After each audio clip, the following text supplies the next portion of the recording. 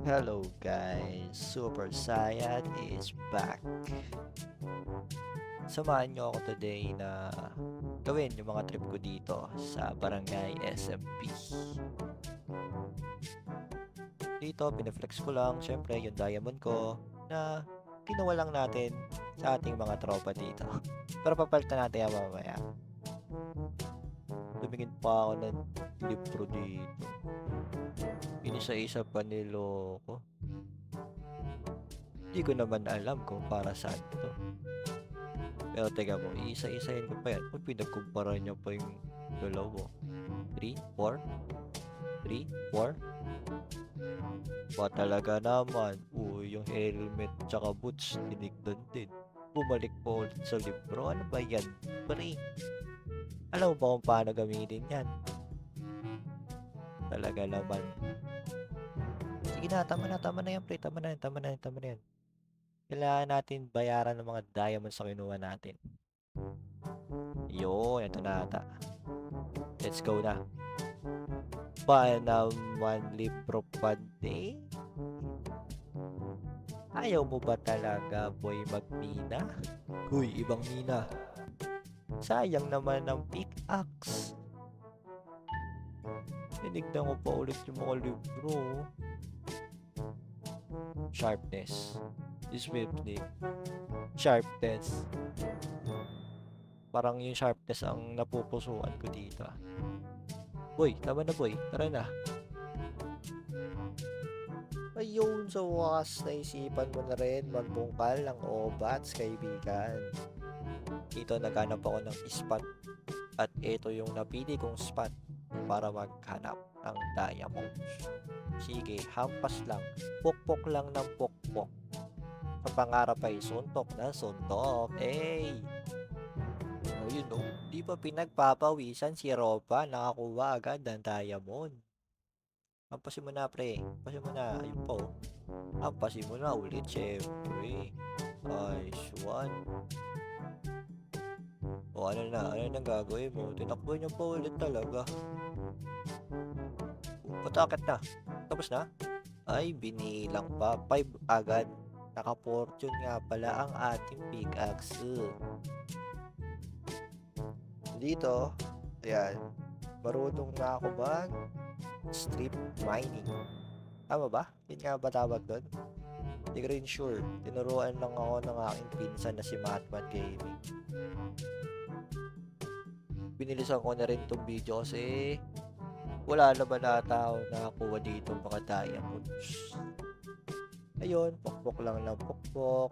Pokpok dito, pokpok doon. Tumigil pa. Hindi mo lang, pagod ka na. Gusto mo yan eh. Ayun, sa part na to, nakakita na tayo ng diamonds. At siguro, okay na to. Kasi naka-fortune naman. Papapalitan na natin yung mga kinuha natin sa ating mga tropa dito. Ayun, syempre, gusto ko nang bumalik pero naliligaw na yata ako. Titignan ko pa yung map kung paano ako babalik sa bahay namin. Pagento? Paganyan. Pagento? Paganyan. Makakabalik pa kaya ako sa bahay namin. Bililog-bilugan ko pa. Yun na yata yung base namin.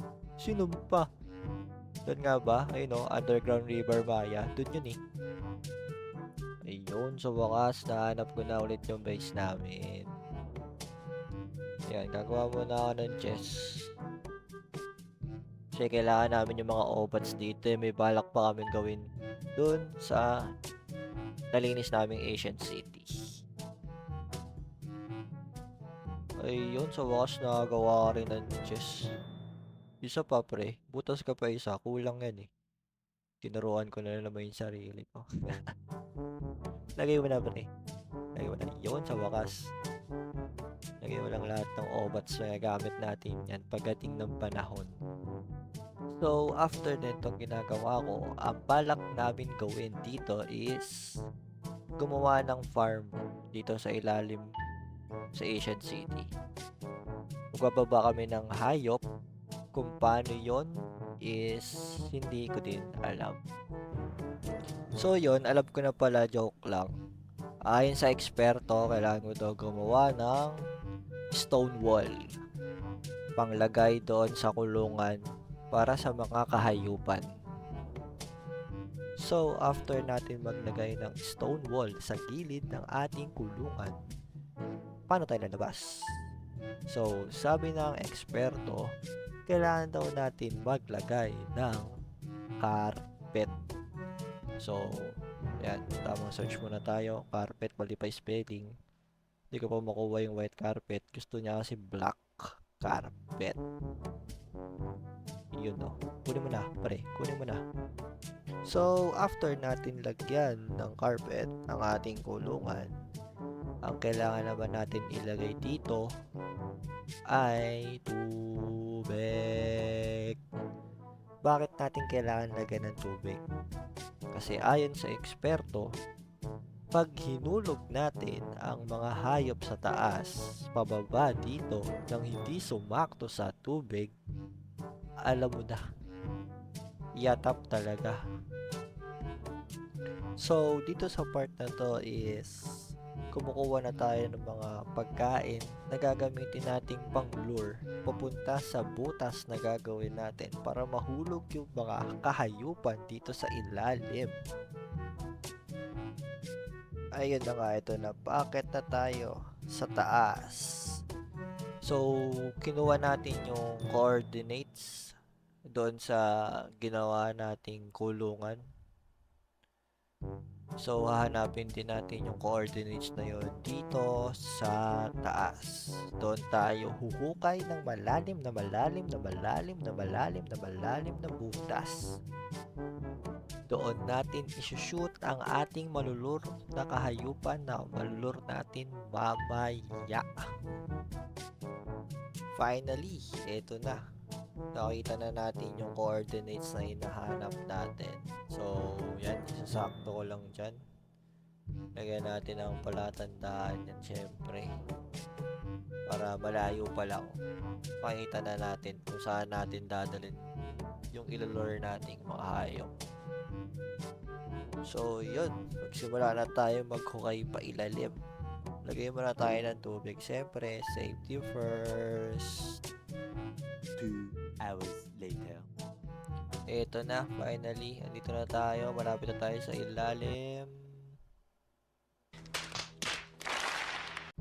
Diyos ko po, Rudy. Bakit ka umalis sa tubig?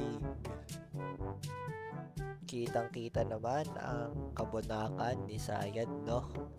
So, gagawin ko dito is i-adjust ko na lang yung sukat ng kulungan para sumakto dun sa hinukay kong tubig.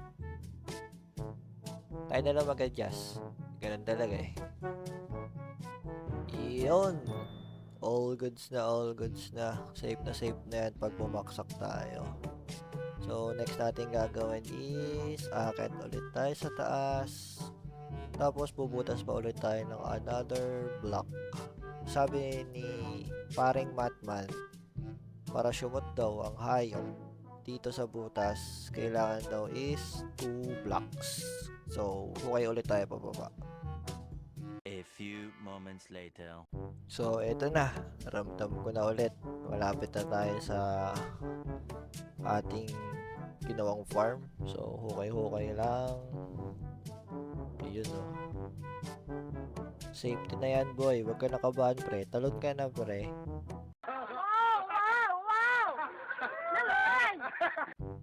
So, yun. Finally, tagumpay ang ating plano. Ang kailangan na lang natin gawin is umakyat ulit sa taas. Lagyan natin ng sign siguro or something na tower para makita natin siya sa malayo. So, let's go. 1 eternity later. Eto na, malapit na tayo ulit sa taas. Napakaangas nga naman, no? So, lalagay na tayo dito ng mga blocks para may palatandaan tayo sa malayo kung saan natin ilulur yung mga animals nga. So, ayan. Gagawa ko ng mataas na mataas dyan na tower.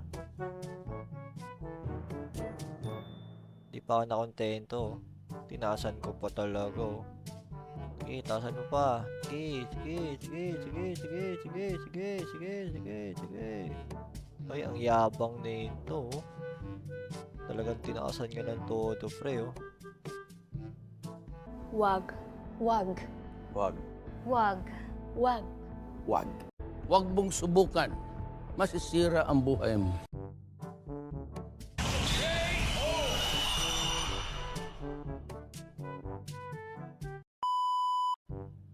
Ayun na nga, after natin madedok, natanggal na natin yung tubig para pag naka-lure na tayo ng mga animals, recta shoot na sila dito sa butas na ginawa natin.